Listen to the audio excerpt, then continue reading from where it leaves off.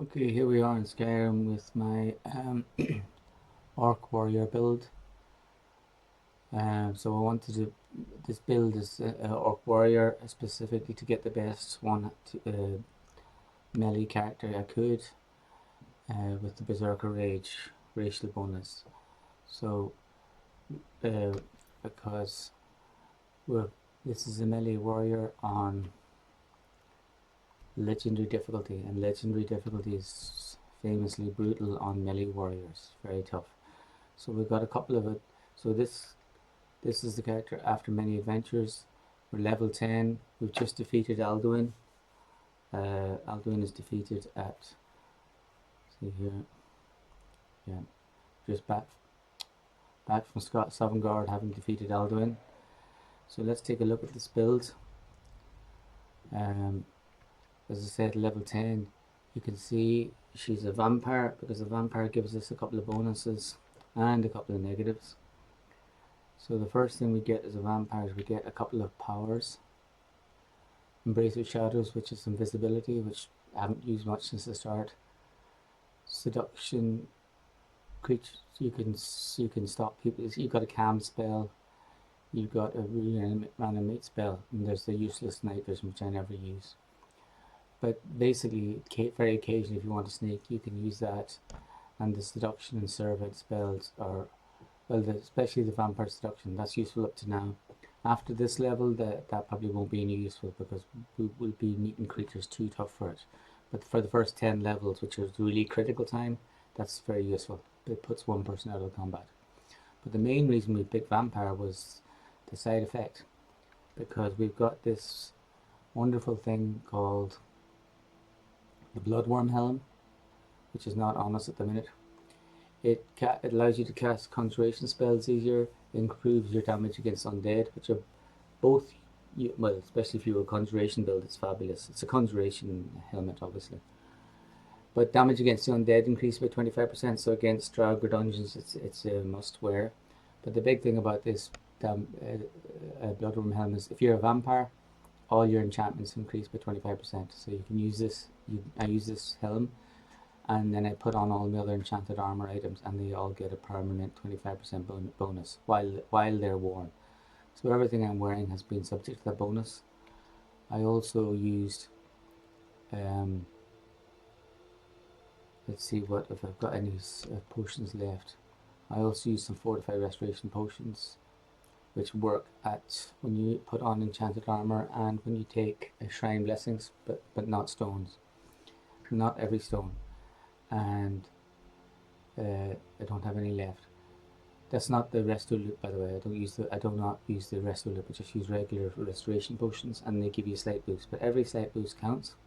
I've also got the Death Brand armor, and the reason for the Death Brand armor is very simple. It's a very specialized set of armor. See the Stormberg here. The Deathbrand armor gives you the gauntlets of the Deathbrand. The Deathbrand armor gives you bonuses which are based on the number of Deathbrand items you wear. So you have to wear the full kit to get the full bonus.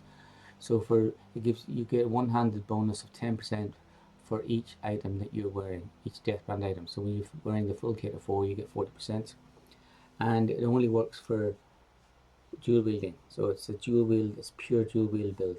It's no good if you're wielding a sword and shield. So my dual, because of that Deathbrand bonus and my slight other enchantments, you can see here now I'm dual wielding at the minute, and my fortify one-handed is a cracking 74%. So 74% bonus to my one-handed when I'm dual wielding, which is shocking strong. I've also got a great selection of swords for my one-handed. I've got the blade sword if I want an unenchanted sword, it's good. Got Borward's dagger to speed up, to get maximum speed from dual wielding. I've got the two, let's just look at the by damage here. I've got the two Civil War swords, Dragon's Oath, which is a fire sword, Stormbear, which is a frost sword. So I've got a fire frost sword. I've got Dragonbane for dragons. I've got a silver sword for undead, and I've got the blade sword if I want a regular high quality unenchanted sword. And I've got, of course, Borver's dagger when I want to do maximum speed dual wielding. Naturally, I've got the vegetable soup for maximum stamina regeneration. I've also got a few other nice items which I don't use much. The Helm of Iron Bearclaw is the stamina helm. I don't use that much because the Deathbrand helm is so useful, but it's available. I've also got a Shield of Waning Magic, so this shield would increase the magic resistance by 12%. I definitely would have been wearing that when I was fighting Alduin, because this, especially the first fight, because that shield, all magic attacks, all dragon attacks are magic, so that gives me a nice magic boost. I've also got the Lord's Stone.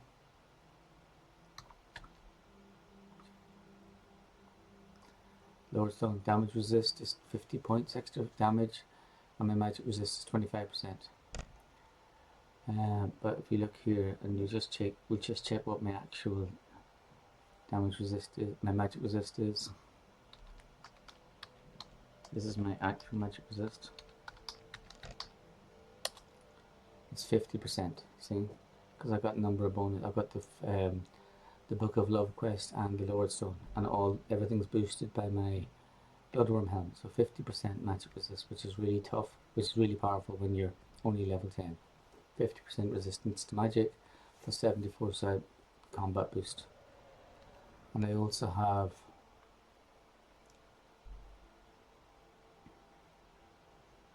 so I've got some potions, but I've used them up in the fight against Alduin, but I've got potions for one-handed bonuses. Okay, so that's the build. And at level 10 we've managed to defeat Alduin, and then after this we're going to go on to defeat Miraak and Harkon. But this is just a showcase of the build. Let's just look at our skills.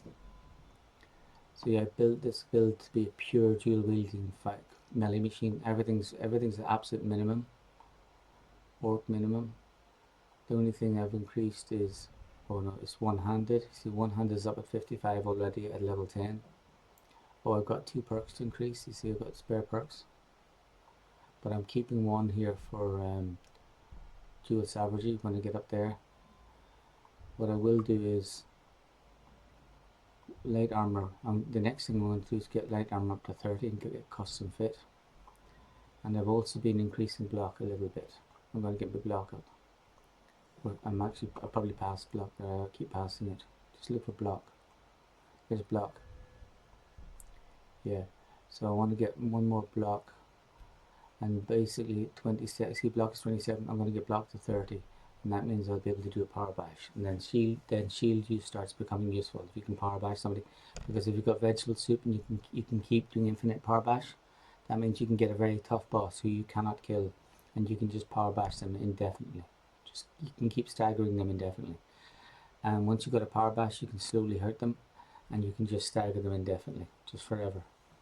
And especially if you've got an ally or somebody else attacking them, you can stagger them forever while the other person kills them. So it's a kind of the block skill. What I like to do is I like to use my block skill to tank, and my dual wield sword skill to DPS. Okay, so that's the build.